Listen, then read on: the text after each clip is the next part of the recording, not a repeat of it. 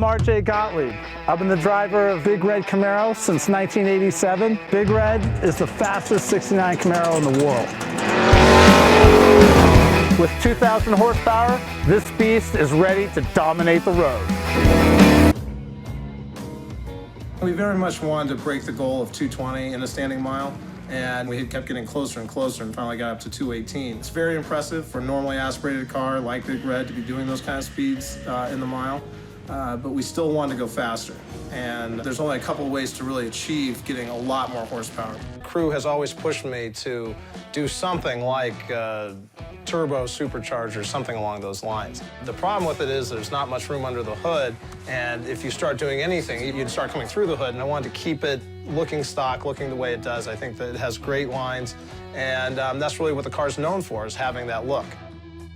At some point, though, we were just maxed out. We all decided that we had to put on the supercharger and level the playing field with the guys that were going a lot faster than us. Fundamentally speaking, an automobile engine is not much more than an air pump. It moves a volume of air from the top of the engine, the intake, and pulls the air through its internal cavities and then pushes it out the bottom, or the exhaust. And like a pump, a naturally aspirated engine will flow a given volume based on its flow-rated efficiency. On the other hand, a forced induction engine is aided by the addition of an outside pump that pressurizes the air at the intake.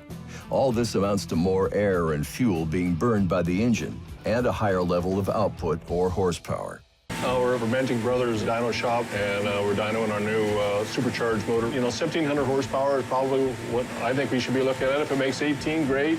Just gonna sneak up on it, keep everything safe, don't want to burn anything up. All right.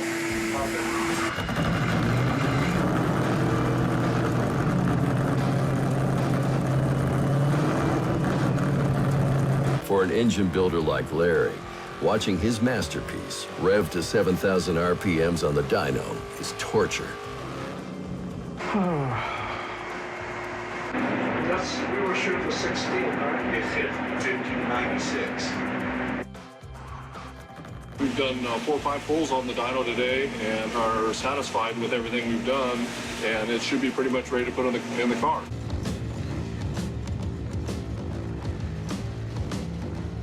Last time we were here with Big Red, we were running the monster motor, and that was probably putting out close to 1,200 horsepower. Now we'll be running that same engine with a blower, and it'll be putting out about 1,600 horsepower. There's a good chance this weekend we'll be going the fastest we've ever gone with the car. But we were always #1 in being normally aspirated, but it's not as good as coming home and saying we were the fastest car out there.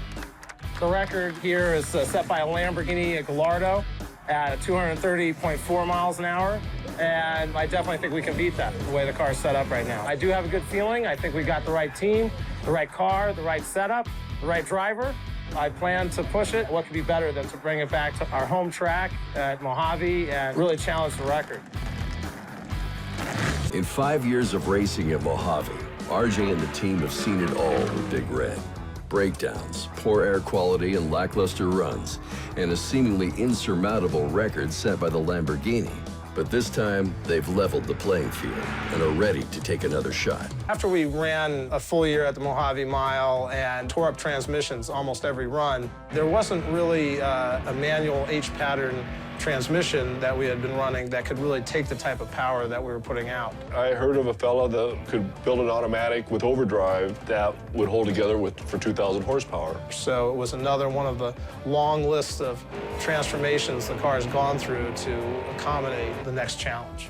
The first run, our goal is really just to shake the car out and to see how it feels, but it's certainly possible that we could break our earlier mile record, which is 218.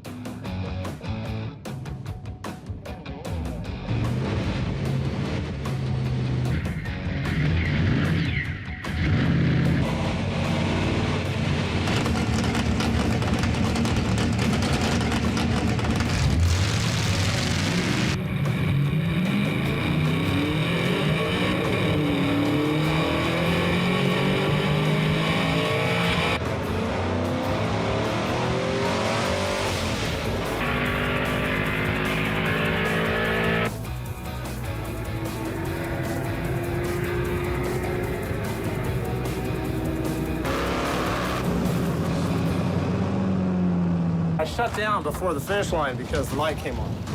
That's the main thing. Did it actually come on? It flickered, and I thought I saw it, and I was like, oh crap, and like it was right near the down at the end. And then like right after that, I shut it down, and that was before the finish line. These cars, you can't feel it, and the engine will just blow up.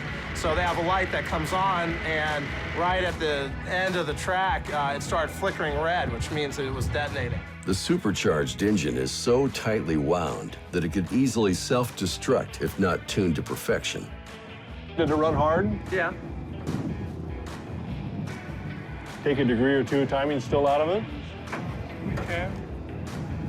And it would help the detonation part of it. Okay, well, yeah, it's definitely coming on, so I think we have to. We're going to work out those problems now, and I think in the next couple of runs, we could be challenging the record.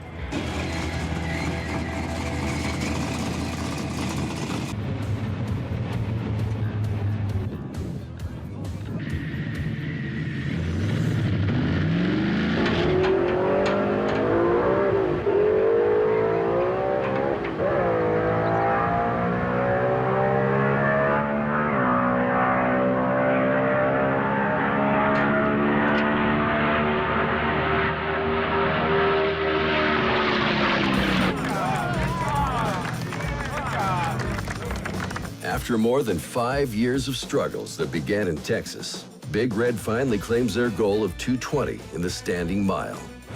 228. Knocking on the door, baby. You know, you can often tell like how well you did from the reactions people giving you coming back. Coming back, a bunch of people kept going. I was like, I guess it must have been close. Yeah. Now that I'm at 228, now it's 230, so got the same problem all over again. We're knocking on the door, gentlemen. I'll expect nothing less but breaking it tomorrow. Yep. Want more adrenaline-fueled action? Then hit the like, follow, and subscribe button. Well, come join us for heart-pounding thrills and high-speed excitement.